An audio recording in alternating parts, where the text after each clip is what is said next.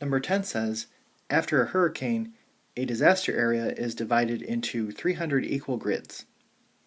30 grids are selected, and every occupied household in the grid is interviewed to help focus relief efforts on what residents require the most. So we are dividing the population into groups, and then we are selecting different groups at random, and every member of those groups that are selected becomes part of the sample. So this would be a cluster sample. So cluster samples and stratified samples are similar because they both divide the population into groups.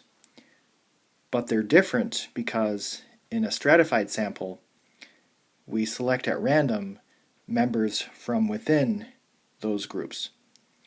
Whereas in a cluster sample, we randomly select entire groups, and those entire groups become part of the sample.